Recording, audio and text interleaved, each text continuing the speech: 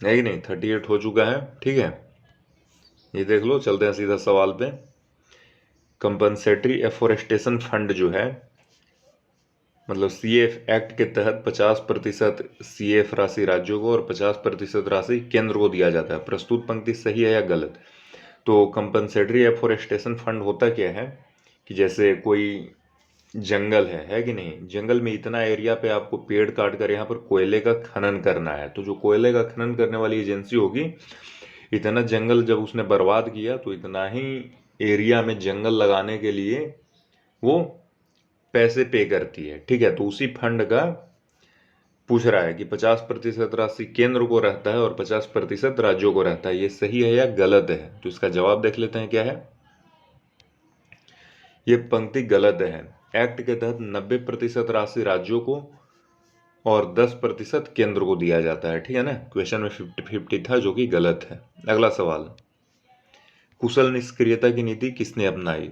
इसका जवाब है जॉन लॉरेंस ने कुशल निष्क्रियता की नीति अपनाई, ठीक है ना। अगला सवाल, मृच्छकटिक शूद्रक का लिखा नाटक है, बताइए कि मृच्छकटिक में किसका वर्णन है। इसका जवाब है मृच्छकटिक में निर्धन ब्राह्मण के साथ वेश्या के प्रेम का वर्णन है, ठीक है ना। अगला सवाल, गुप्त काल में कालिदास द्वारा रचित अभिज्ञान शाकुंतलम, जो कि विश्व की 100 उत्कृष्टतम साहित्यिक कृतियों में से एक है, इसमें किस चीज का वर्णन है। अभिज्ञान शाकुंतलम में किस चीज का वर्णन है। इसका जवाब है अभिज्ञान शाकुंतलम में राजा दुष्यंत और शकुंतला के प्रेम कथा का वर्णन है। अगला सवाल, पंजाब का सूबेदार दौलत खान ने बाबर को भारत में आक्रमण के लिए क्यों आमंत्रित किया।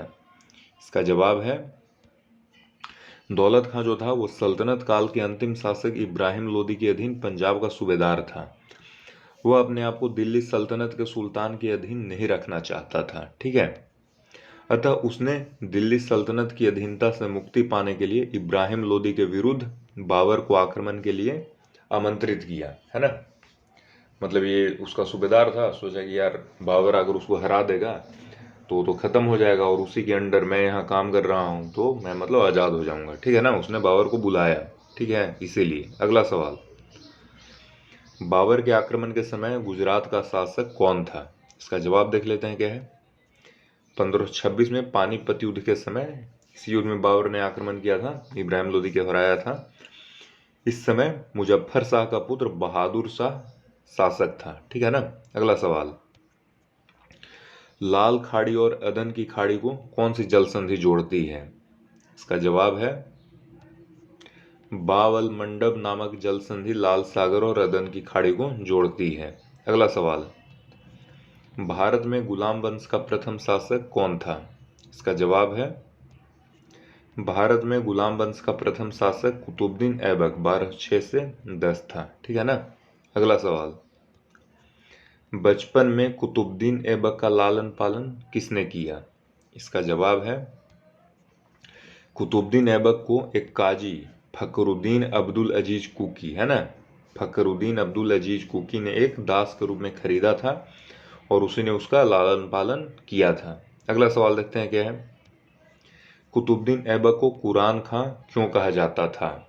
इसका जवाब है दीजिए खुद से, है ना। अगला सवाल, ये जो फ्लैग है ये किस कंट्री का फ्लैग है। इसका जवाब है ये फ्लैग पोलैंड का है, ठीक है। 8+ हो जाना चाहिए, है कि नहीं।